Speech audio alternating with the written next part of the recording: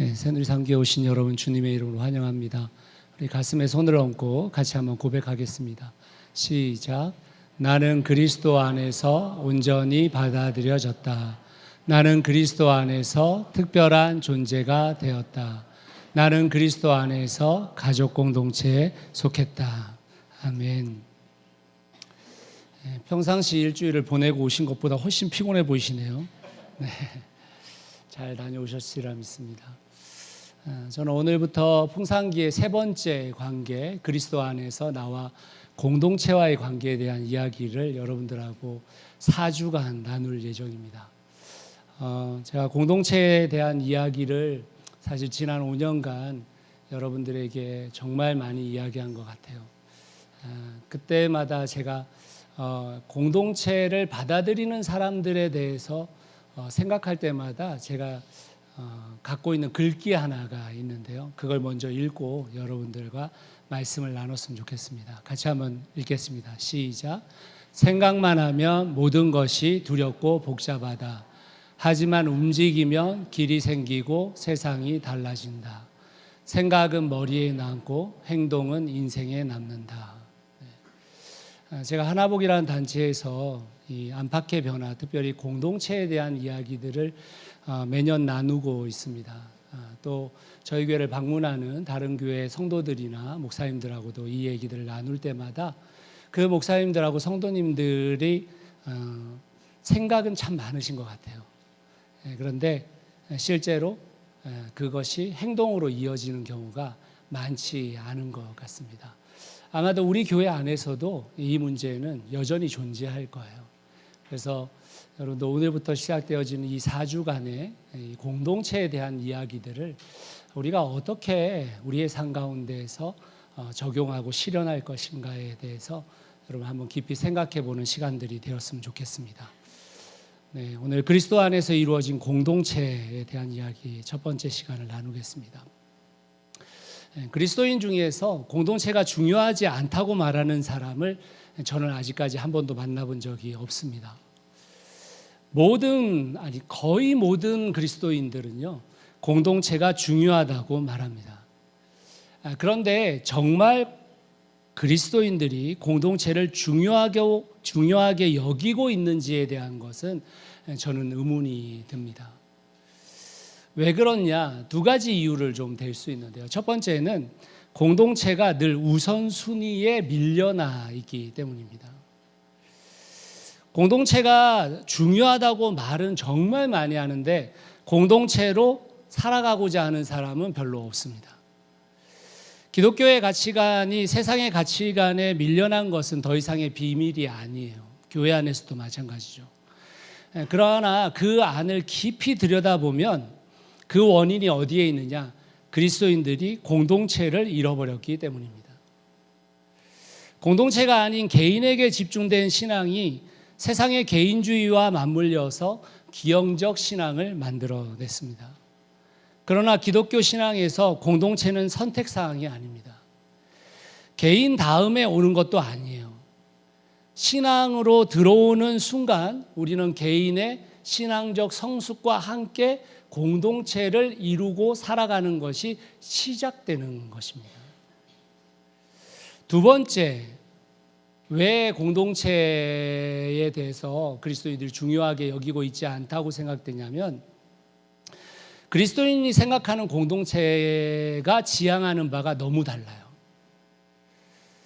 공동체를 생각하는 이들이 본인이 생각하는 공동체를 이루려고 합니다.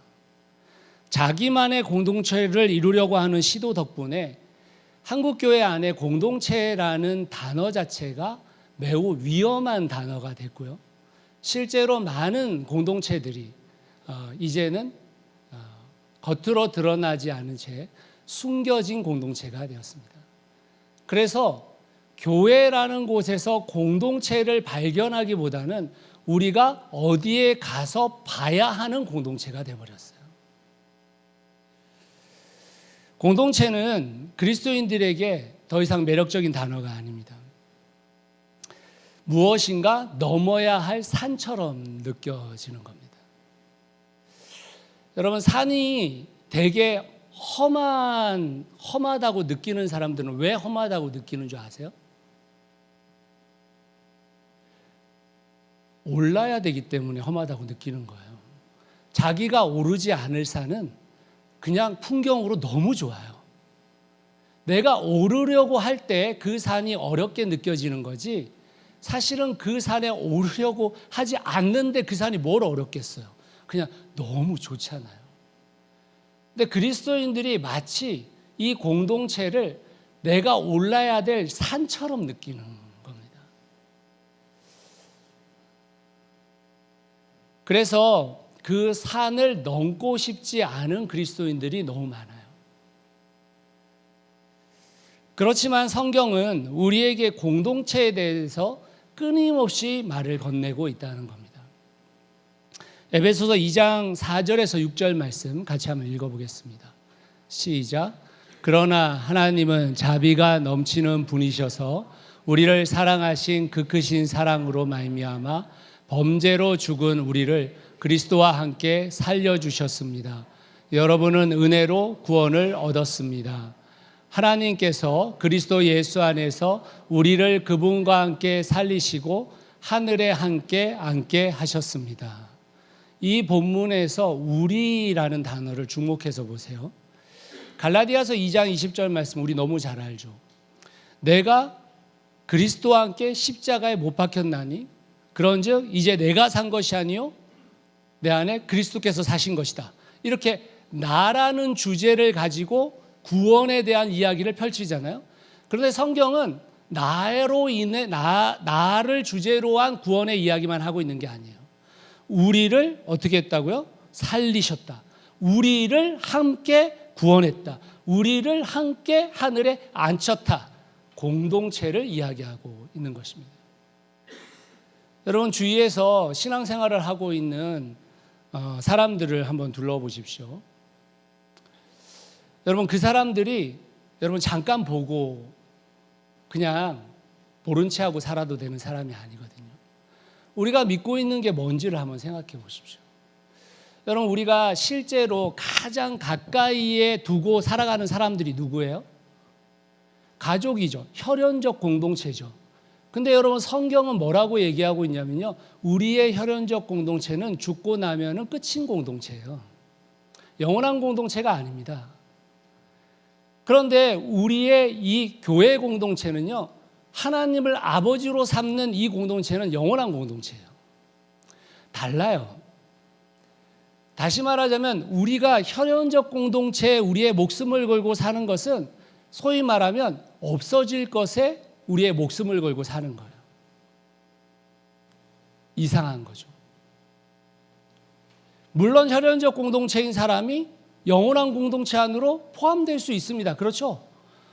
그렇습니다. 내 혈연적 공동체인 사람들이 예수 그리스도를 믿고 하나님을 아버지로 부르는 그 순간 우리는 영원한 공동체 안에 함께 서는 거예요. 그렇지만 우리가 얼마나 나와 내 혈연적 공동체에 내 이목을 집중하고 살아가는지를 생각해 보셔야 합니다. 하나님은 우리에게 그렇게 그리스도를 우리의 주인으로 삼은 공동체를 뭐라고 표현하고 있느냐? 에베소서 2장 10절 말씀을 같이 한번 읽어보겠습니다. 시작. 우리는 하나님의 작품입니다. 선한 일을 하게 하시려고 하나님께서 그리스도 예수 안에서 우리를 만드셨습니다. 하나님께서 이렇게 미리 준비하신 것은 우리가 선한 일을 하며 살아가게 하시려는 것입니다. 우리를 하나님의 작품이라고 표현했습니다. 사람들이 보통 이 본문을 내가 하나님의 작품이라고 생각해요. 하지만 자세히 살펴보시면 우리죠. 우리. 물론 나는 하나님의 작품이고 나는 새로운 피조물인 게 맞습니다. 그것을 부정하는 게 아니에요. 그런데 이 에베소서 이야기하고 있는 이야기는 내가 하나님의 작품인가 동시에 우리가 하나님의 작품이라는 겁니다. 우리는 하나님의 작품성을 드러내는 사람들이라고 이야기하고 있는 거예요. 우리가 공동체가 될 때에 하나님의 작품이 된다고 이야기하고 있는 것입니다. 그러면 성경에서 이야기하고 있는 하나님의 작품이 되는 공동체란 어떤 공동체를 말하는 것인가? 여러분, 이게 왜 중요하냐면 아까 제가 말씀드렸잖아요. 자기가 세우려는 공동체가 너무 많아요. 자기 입맛에 맞는 공동체를 세우려고 해요. 우리 그러려고 모인 게 아닙니다. 자기 입맛에 맞는 공동체를 만들기 위해서 목장하고 있는 거 아니고요. 자기 입맛에 맞는 공동체를 세우려고 우리가 지금 공동주거하고 뭐 이런 거 하고 있는 게 아니에요. 우리는 하나님이 말씀하시는 하나님의 작품인 공동체가 되기 위해서 존재하고 있는 겁니다. 그래서 중요해요. 우리가 세워야 할 공동체는, 우리가 앞으로 온전히 이루어야 할 공동체가 무엇인지에 대한 선명한 답이 없으면요, 뒤에 공동체에 대해서 3주간 설교한 거 아무리 들어봤자 소용없어요. 결국엔 다 자기 중심으로 가요. 다 자기 중심으로.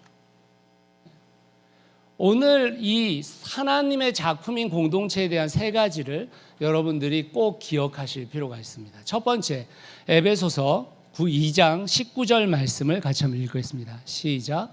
그러므로 이제부터 여러분은 외국 사람이나 나그네가 아니요 성도들과 함께 시민이며 하나님의 가족입니다.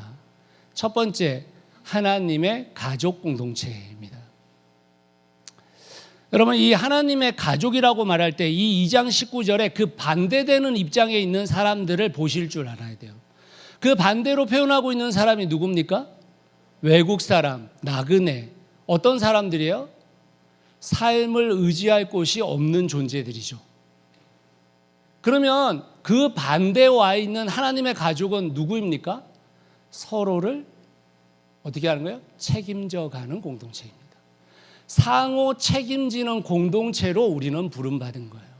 나 혼자 잘 먹고 잘 사는, 내가 아무리 공동체를 이루고 있더라도 저 사람 그래 내가 기도할게 이런 게 아니고, 우리는 서로를 책임지는 공동체로 부름받았기 때문에 하나님의 작품이라고 이야기하고 있는 것입니다. 로마서 8장 15절은 이를 더 강조하고 있어요. 같이 한번 읽어봅시다. 시작. 여러분은 또다시 두려움에 빠뜨리는 종살이의 영을 받은 것이 아니라 자녀로 삼으시는 영을 받았습니다. 그래서 우리는 그 영으로 하나님을 아빠 아버지라고 부릅니다. 우리는 하나님의 자녀로 하나님을 아빠 아버지라고 부른다고 이야기합니다. 우리가 함께 하나님을 아버지로 부르고 있어요. 가족입니까? 아닙니까? 여러분, 착각하시면 안 돼요. 이 무슨 착각을 하냐면 우리가 자꾸 가족 공동체가 되어야 합니다라고 말해요. 아니에요, 여러분. 우리가 예수 그리스도 안에 들어온 그 순간 우리는 가족 공동체가 된 거예요. 이미 된 거라고요. 여러분, 오늘 기도하신 유한호 형제가 오늘 아버지라고 불렀잖아요. 그분을. 여러분은 아버지라고 부르고 있어요? 안 부르고 있어요? 부르고 있잖아요. 그러면 여러분, 우리가 가족임을, 이미 가족됨을 잊는다는 건 무슨 뜻이냐면 우리가 말하는 것과 우리가 믿는 것, 우리가 행동하는 게 다르다는 뜻이에요. 하나님을 아버지로 여겼지 않습니까? 같은 아버지라고 말하고 있는 거잖아요. 여러분, 이게 얼마나 중요한 것인지 한번 생각해 보세요. 일반적인 가족들을 생각해 보십시오. 혈연 공동체 가족을 생각해 보십시오. 우리가 선택을 해서 혈연 공동체가 됐습니까? 아니요. 나와보니까 우리의 가족이 이미 존재하고 있는 거죠. 이미 됐다니까요. 우리는 이미 가족 공동체인 겁니다. 다만 우리가 그 가족 공동체에게 주어진 책임을 다하지 않고 있는 거예요. 여러분, 우리가 혈연 공동체에 있는 사람들이 어려움을 당하면 어떻게 해요? 돕죠? 안 도와요? 네. 이상한 가족인 거예요, 그건. 아니, 우리 가족 중에 혈연 공동체에 있는 내 자녀, 내 부모, 누구 진짜 어려움이 있으면 그 사람 도우려고 노력하죠. 우리가 가족되었는데 우리가 그 가족됨을 잊고 있는 겁니다. 가족됨을 인정하지 않고 있는 거예요. 여러분, 우리가 작품성을 갖는다고 생각해 보세요. 하나님의 작품으로서 가족 공동체의 부름을 받았어요. 우리가 가족됨이.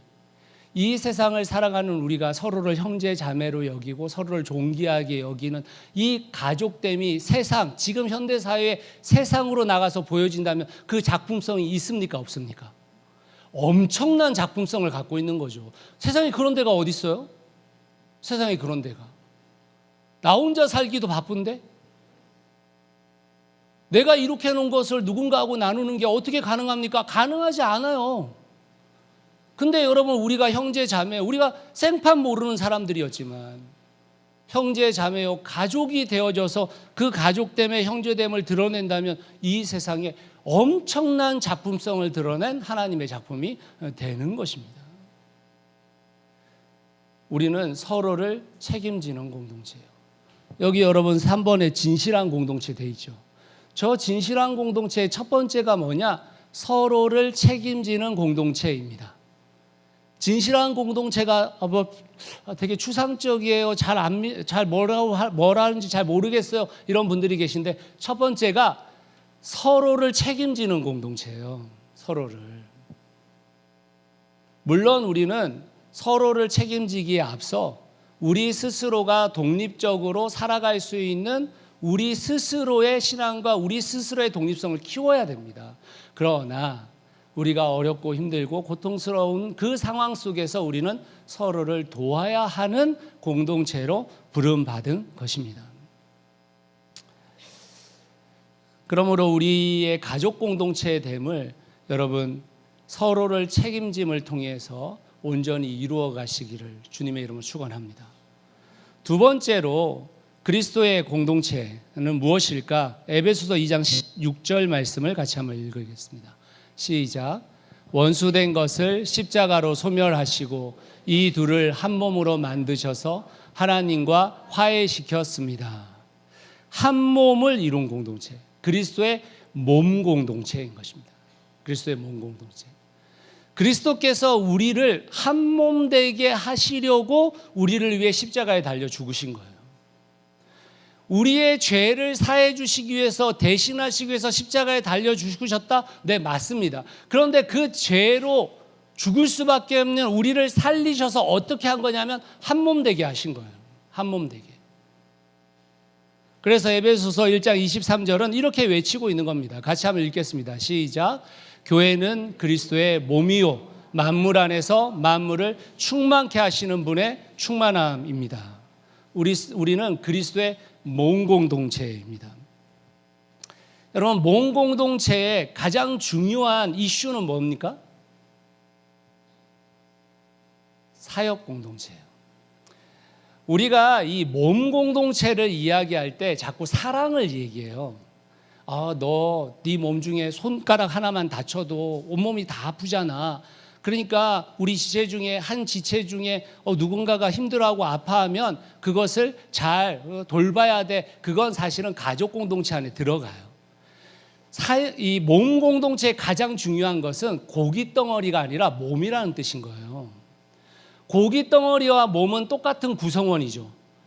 그러나 고기 덩어리는 살아있지가 않아요. 유기체가 아닙니다. 사역 공동체로 부름받은 겁니다. 사역 공동체로. 여러분, 이걸 잊지 마셔야 됩니다. 교회는 놀고 먹으러 오는 게 아니에요. 교회는 사역을 하기 위해서 우리가 모여진 거예요.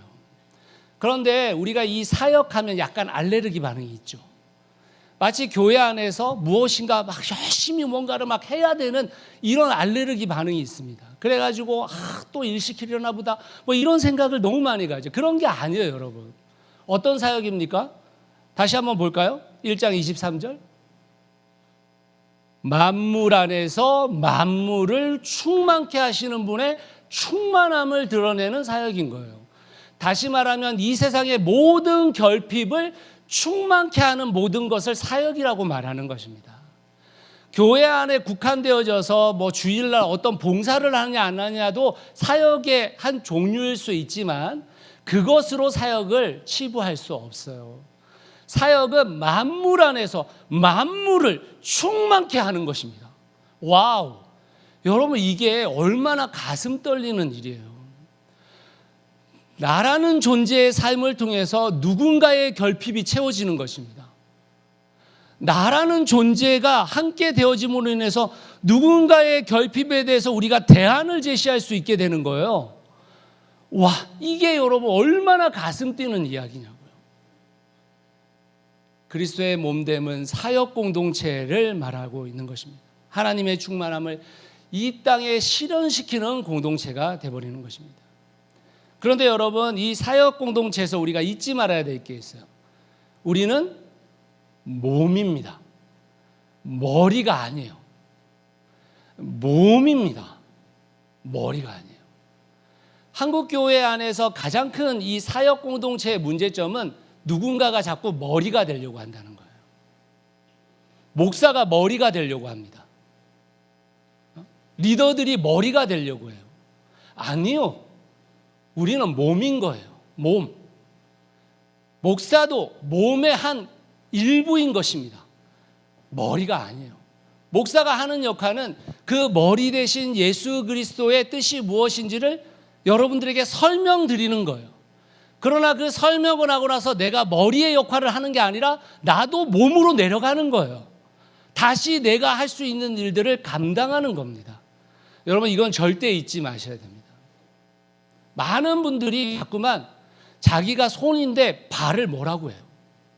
발이 제일 잘 알아요. 근데 자꾸 손인데 코를 뭐라고 하고, 손인데 귀를 뭐라고 하고, 손인데 자꾸만 다른 역할을 하는 것에 내가 자꾸 숟가락을 얹으려고 해요. 아니요, 여러분. 그런 게 아니에요. 나는 내 몸의 역할을 잘하면 됩니다. 이 숟가락을 얹으려는 것 때문에 어떤 문제가 생기냐면 싸움이 벌어지는 거예요. 자꾸 교회가 위계를 만들어내는 거예요. 그렇지 않아요, 여러분. 몸의 역할을 하는 겁니다. 몸의 역할을. 때로는 제가 손이지만 발이 불편할 수 있죠. 그러면 제가 그 발의 역할들을 같이 감당해 주는 거예요. 그 역할들을 하는 겁니다. 사실 그래서 그리스도인은 멀티플레이어예요. 내가 어디를 갖다 놔도 그 역할을 해주는 거예요.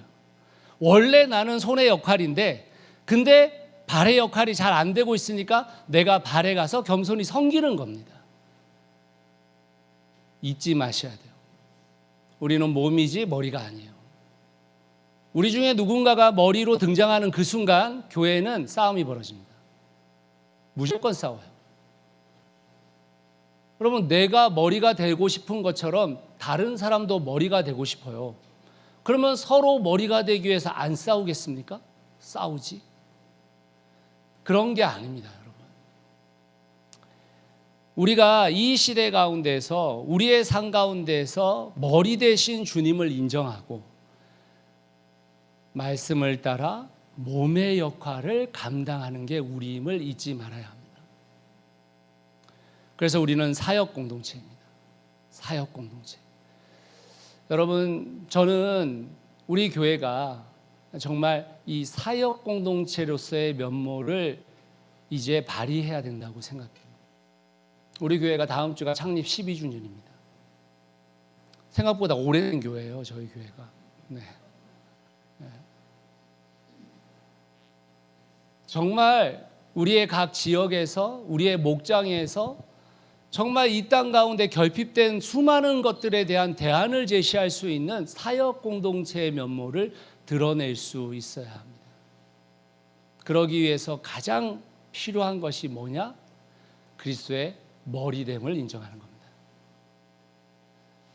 그래야 우리가 함께 몸의 역할을 감당할 수 있는 것입니다. 세 번째, 하나님의 작품인 이 공동체는 어떤 공동체인가? 에베소서 2장 21절에서 22절 말씀입니다. 같이 읽겠습니다. 시작. 그리스도 안에서 건물 전체가 서로 연결되어서 주님 안에서 자라서 성전이 됩니다. 그리스도 안에서 여러분도 함께 세워져서 하나님이 성령으로 거하실 처소가 됩니다. 우리는 성령의 성전 공동체입니다. 성전 공동체. 여러분, 성전은 뭐 하는 곳이죠? 예배하는 곳이죠. 우리는 예배 공동체인 거예요. 예배 공동체. 우리가 그리스도의 몸으로서 사역 공동체인 동시에 예배 공동체라는 것은 굉장히 큰 의미가 있어요. 우리는 예배로 부름받았습니다. 그래서 여러분, 우리가 지금 행하고 있는 주일 예배, 우리 교회에서 하고 있는 반기도, 렉시오 DB나 성경 공부, 이런 거 다 예배예요. 그런데 여러분, 이 예배보다 훨씬 중요한 예배가 있어요. 이 예배보다라고 말하면 좀 어폐가 있겠다. 이 예배만큼이나 중요한 예배가 있습니다. 그게 뭐냐면 오늘 하루 내 삶에서 그 예배를 드리는 것입니다. 내 개인의 예배가 움직여지지 않으면 우리는 예배 공동체가 될 수 없어요. 그러면 오늘 하루 이 예배 공동체로서의 나를 어떻게 세워가는 거냐? 다양한 방법이 있을 수 있습니다. 서로 다를 수 있어요. 저 같은 경우는 매일 아침 말씀을 묵상하고 묵상한 말씀 중 한 구절을 붙잡고 살아가요. 그 구절을 붙잡고 오늘 만나는 사람, 일어나는 사건, 그리고 모든 것에 대해 말씀을 따라 반응하려고 노력합니다. 이것은 사실 굉장히 오랜 시간 동안 쌓아온 것들이에요. 그래서 저에게는 매우 익숙하지만 여러분에게는 익숙하지 않을 수 있어요. 그렇지만 여러분 꼭 기억하셔야 됩니다. 우리가 오늘 하루를 예배 공동체의 일원으로서 예배드리지 않으면 우리의 공동체 가운데 구멍이 생기는 겁니다. 구멍이 생기는 거예요. 여러분, 모든 댐은 실금 하나로부터 그 무너짐이 시작되는 거지 큰 구멍이 생겨서 처음부터 무너지는 게 아니에요. 우리가 그리스도 안에서 함께 공동체 되었다라는 것은 우리 스스로의 예배 공동체의 일원을 지켜내는 거예요. 내가 성령 충만을 지켜내기 위해 힘쓰고 애써야 되는 영역이 있는 것입니다. 그거 없이 여러분, 우리가 사역하면 안 돼요. 그러면 큰일 나요. 큰일 납니다. 이 예배 공동체의 일원을 지켜가셔야 돼요. 제가 새누리 이교회에서 이제 교육부 목사가 되었을 때, 또 새누리 상교회에 와서 대표 목사가 되었을 때 사역자들을 뽑아야 됩니다. 사역자들 제가 뽑지는 않지만 인사위원들이 이제 뽑지만 저도 그 자리에 들어가서 같이 질문하고 서로 의견을 조율하죠.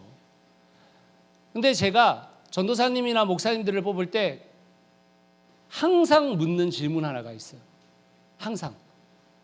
다른 질문들도 하지만 이 질문만큼은 꼭 묻습니다. 그 질문이 뭐냐면, 전도사님, 목사님, 오늘 하루를 시작하면서 어떤 말씀을 묵상했고 어떤 말씀을 붙잡고 사시나요? 이걸 묻습니다.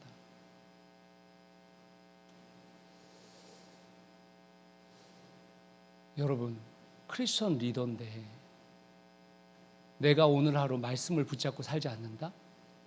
사역을 아무리 잘하면 뭐 하겠어요? 일을 아무리 잘하면 뭘 하겠어요? 우리가 지금 일 잘하는 사람을 뽑으려고 하는 겁니까? 우리가 일 잘하는 사람을 리더로 세우려고 하는 거예요? 아니요. 하나님의 뜻과 내 뜻을 맞추고 있는 사람을 리더로 세우려고 하는 겁니다. 당연한 거예요. 예배 공동체로서 내가 정말 하나님의 말씀 속에서 살아가기를 결정하지 않으면요, 여러분, 우리의 언어, 우리의 행동이 엄청나게 많은 파장을 일으키게 됩니다. 안 그럴 수 없어요. 우리는 그런 존재가 아니에요. 우리가 원래대로 행동하고 우리가 원래대로 말하는데 다른 사람들이 우리를 대단히 존경하고 우리를 대단히 훌륭한 사람으로 생각할 거라고 생각하면 오산이에요. 제가 지금 수찬만큼 오산이에요. 정말 큰 오산이십니다. 그렇지 않아요. 우리는 그런 존재가 아니에요. 여러분, 이 예배 공동체가 얼마나 중요하냐면 잘 보세요. 지금 우리가 말한 가족 공동체요, 우리의 관계성 안에서 드러나죠. 그죠? 여실히 드러납니다. 두 번째, 사역 공동체. 이것도 우리의 삶에서 여실히 드러나지죠. 이 사람이 사역 공동체 안에 들어와 있는지 안 들어있는지 다 보이잖아요. 예배 공동체는 안 보여요. 그 사람이 오늘 말씀을 하루 묵상했는지 안 했는지 몰라요. 그리고 얼마든지 속일 수 있습니다. 얼마든지 속일 수 있어요. 저도 얼마든지 속일 수 있어요, 여러분을. 네. 여러분이 저하고 24시간 같이 있는 게 아닌데 제가 예배를 드리는지 안 드리는지 어떻게 아세요? 모르죠.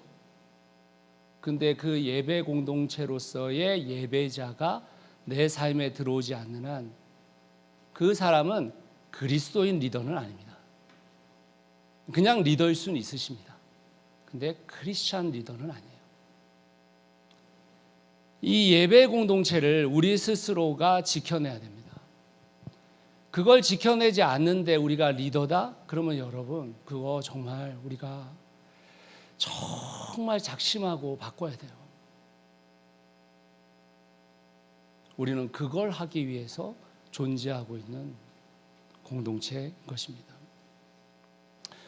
우리는 이미 공동체입니다. 여러분이 예수 그리스도를 구주로 영접한 그 순간 우리는 이미 공동체예요. 가족 공동체고요, 사역 공동체고 예배 공동체입니다. 물론 우리 안에서 그것이 지금 온전하고 완전하지 않을지라도 우리는 그것에 속해 있는 사람들입니다. 이제 우리가 해야 되는 것은 이 공동체를 온전케 하기 위해서 살아가는 거예요. 온전케 하기 위해서. 우리는 가족 공동체로 서로를 책임지는 공동체로 살아갑니다. 어떤 날은 내가 다른 사람을 책임져야 될 날이 있어요. 그런데 어느 날은 그 사람이 나를 책임져야 될 날이 있는 거예요. 그리고 오늘 내가 그 사람을 책임지는 사람으로서 존재한다는 것은 주님의 큰 은혜인 겁니다. 얼마나 큰 은혜인지 몰라요. 내가 누군가로부터 도움을 받는 게 주님의 은혜가 아니고요, 물론 그것도 주님의 은혜 중에 속하지만 내가 지금 누군가의 결핍을 채울 수 있는 존재가 됐다는 게 얼마나 주님의 큰 은혜예요. 여러분, 성경에서 은혜라는 단어를 찾아보십시오. 사람들이 교리적으로 말고 어떤 한 사람이 주님의 은혜라고 표현하는 은혜들을 다 찾아보세요. 거기에 무슨 은혜가 있나? 다 하나님의 사역에 동참케 되어진 걸 은혜라고 해요. 하나님의 사역에 나를 포함시켜 준 것을 은혜라고 한다니까요.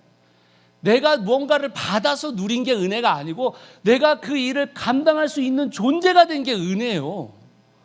와우, 이게 얼마나 큰 은혜예요. 저는 그 은혜가 가장 큰 은혜라고 생각해요. 어떻게 그 만물을 창조하시고 만물을 다스리는 분께서 나 같은 존재를 그 은혜의 일에 동참시켜 주신단 말입니까? 이건 여러분 감당할 수 없는 은혜예요. 근데 우리가 그걸 몰라요. 오늘도 나는 누굴 책임져야 돼? 나는 오늘도 또 나는 뭔가를 또 내놔야 돼? 이런 생각을 가져요. 성경을 너무 모르고 계시는 겁니다. 솔직하게 얘기하면. 우리는 사역 공동체입니다. 만물을 충만케 하시는 하나님의 그 충만함에 동참되어진 존재입니다. 와. 우리는 예배 공동체입니다. 날마다 매일마다 그 주님의 말씀을 붙들고 산다라는 것이 얼마나 너무너무 행복하고 좋은 일인지를 그 공동체로 여러분을 부르신 겁니다. 사랑하는 성도 여러분, 저는 여러분들이 공동체가 되었으면 좋겠어요. 정말 하나님이 계획하고 계시는 그 공동체에 우리의 삶을 들여봤으면 좋겠다. 여러분의 개인의 신앙의 성장과 여러분의 개인의 어떤 성숙에 그 필요합니다. 근데 여러분, 그것의 완성은 공동체로 되어지는 거예요. 나 혼자 수도원에 들어가가지고 아무리 도 닦아봤자 여러분 그게 완성된 하나님의 작품이 아니에요. 내 개인의 영성은 반드시 공동체를 통해서 실현되어지는 겁니다. 그 온전함과 완전함에 사랑하는 성도 여러분, 그 부름을 받으시기를 예수 그리스도로 축원합니다. 말씀의 결론을 맺겠습니다. 요즘 넷플릭스에 다 이루어질지니라는 드라마가 반영됩니다. 저 못 봤습니다. 제가 넷플릭스가 없어서 못 봤는데 기사들을 좀 봤어요. 그래서 제가 여러분들한테 그 내용을 잘 모르겠고 한 기자가 이런 이제 표현들을 사용하고 있더라고요. 그 드라마의 기초적인 내용은 뭐냐면 주인공인 가영이라는 사람에게 알라딘 램프의 지니가 와서 3가지 소원을 들어주는 거예요. 그런데 그 가영이라는 친구가 그 3가지 소원을 내 소원이 아니라 다른 사람의 소원을 들어준다는 거예요. 자기 주위 그 사람의 소원을 들어준다는 내용입니다. 저는 이게 저를 이렇게 확 깨우쳤어요. 뭐냐면 우리도 그런 얘기 많이 들어봤잖아요. 너한테 3가지 소원 들어주면은 뭐 말할래? 또는 뭐 로또에 당첨되면 어떡할래? 뭐 이런 얘기 하잖아요. 그때마다 우리 그리스도인들 또 저를 포함해서 이렇게 대답했잖아요. 11조부터 좀 내고, 그리고 우리 교회 예배당 오는데 예배당 짓는데 돈 좀 내고. 사실은 약간은 이게 뭔가를 위하는 것 같지만 내 소원을 말하기 전에 빌드업을 하는 약간 그런 느낌이잖아요. 약간. 근데 지금 이 여성 그 주인공이 다른 사람의 소원을 3가지를 다 들어준다는 거예요. 근데 그 기자가 그 드라마의 내용을 보면서 그렇게 되게 된 이유가 뭔지를 얘기하더라고요. 뭐라고 썼냐면 이렇게 썼습니다. 그 기자의 관점엔 이런 거예요. 주인공 가영은 감정을 느낄 수 없는 아이였고 사이코패스라는 지칭되어진 아이였다. 그 아이의 폭력성은 상식을 벗어난 행동이었었다. 그러나 그 아이를 할머니를 비롯한 동네 어른들이 품어주고 또 품어주면서 나의 소원이 아닌 다른 사람의 소원에 관심을 갖고 그 소원을 이루는데 일생일대의 기회를 다른 사람에게 양보할 수 있게 됐다. 이렇게 얘기한 거예요. 와, 이 기자 제가 누군지 잘 모르지만 그게 무슨 말입니까? 공동체의 힘이 그 아이를 바꿨다 이런 얘기잖아요. 지금 여러분에게 공동체는 어떤 의미가 있으십니까? 공동체는 크기에 있지 않아요. 공동체는 성공과 실패의 영역이 아니에요. 공동체는 관계의 영역입니다. 그리스도 안에서 하나님과 관계를 맺은 나라는 존재가 하나님과 관계를 맺은 또 다른 누군가를 만나는 것이 공동체예요. 그리고 그들과 함께 하나님의 꿈을 우리가 꾸게 되는 거, 그게 공동체겠죠. 우리의 삶에서 자기중심성의 삶을 살았던 그 사람이 공동체의 힘으로 타인을 향한 사랑으로 바뀐다는 그 드라마의 내용보다 훨씬 더 우리는 자기중심성을 벗어난 예수중심성이 이 세상의 결핍을 채울 수 있다라고 말하고 있는 겁니다. 대단한 부름입니다. 엄청난 부름이에요. 그게 교회, 공동체다라고 말하고 있는 겁니다. 이 말씀을 준비하면서 신의상 씨의 글귀가 좀 생각나는데 아마 여러분들 다 아시는 글귀일 거예요. 근데 많은 분들이 피천득의 2년에 나오는 글귀라고 생각하시는데 아니고 신의상 씨의 글귀인데 같이 한번 읽어볼까요? 시작. 어리석은 사람은 인연을 만나도 몰라보고 보통 사람은 인연인 줄 알면서도 놓치고 현명한 사람은 옷깃만 스쳐도 인연을 살려낸다. 우리는 전 세계 인구 70억의 시대를 살고 있습니다. 대한민국 5천만의 시대를 살고 있어요. 아니 우리가 살아간 생애 동안에 태어나고 죽은 사람 모두를 합치면 아마 갑절의 사람들의 삶을 우리는 만나며 살아가게 될 겁니다. 우리는 정말 다양한 곳에서 태어났죠. 대전에서 태어나서 대전에서만 산 사람이 우리 중에 몇이나 있겠어요? 그리고 대한민국이라는 이 경쟁사회 속에서 그리스도인으로 만났습니다. 대한민국의 교회가 엄청나게 많은데 우리는 새누리상교에서 만났어요. 우리가 인연이 아니라고 말할 수 있는 사람이 어디 있겠어요? 이렇게 만나게 된 사람들이 여러분의 옆에 있어요. 우리가 이렇게 소중한 인연을 통해 만들어가야 할 게 뭘까요? 하나님이 우리의 만남을 주관하셨다. 주님께서 나를 새누리상교회로 이끌어 주셨다. 이렇게 고백하고 믿고 있는 우리가 도대체 하려고 하는 것은 무엇입니까? 우리가 이루려고 하는 공동체는 도대체 뭡니까? 여전히 내 입맛에 맞는 공동체를 만드시고 싶으신 거예요?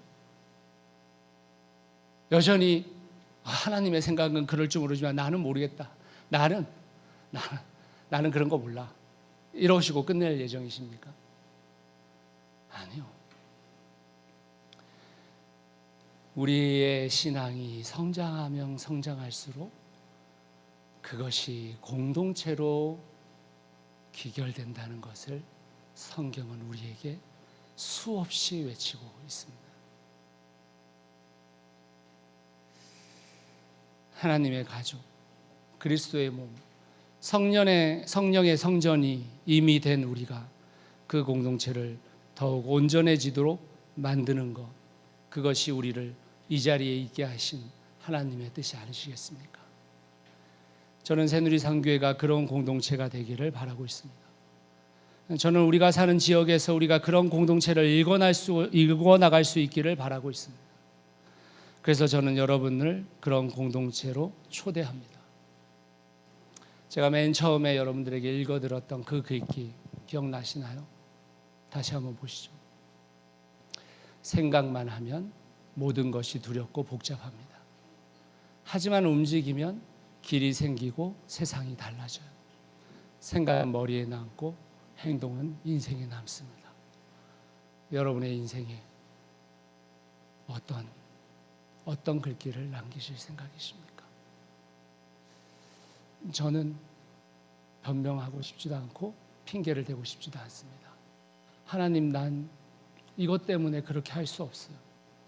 하나님, 난 이것 때문에 가능하지 않은 일이라고 생각해요. 저는 그런 핑계를 대고 살고 싶지 않아요. 우리의 공동체가 실패하냐 성공하냐는 중요한 게 아니에요, 여러분. 그건 실패할 수도 있고 성공할 수도 있어요. 근데 진짜 중요한 게 있어요. 그게 뭐냐면 도전하지 않는 거예요. 그 자리 그대로 있는 겁니다. 4주간의 공동체에 대한 설교를 들으시면서 여러분 안에 주님이 계획하신 공동체가 꿈꿔지시기를 주님의 이름으로 축원합니다. 같이 기도하겠습니다.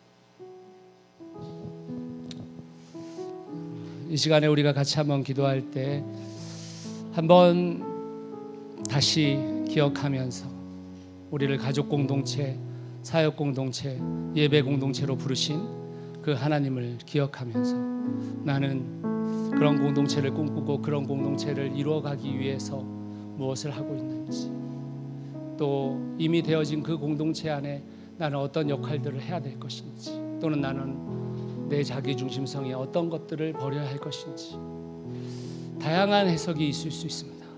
다양한 상황이 있을 수 있습니다. 한번 주님께서 그리게 하신 그 공동체를 우리 머릿속에 그려보면서 우리 마음에 와닿는 그 기도들 하나씩 할 수 있으면 좋겠습니다. 함께 기도하겠습니다.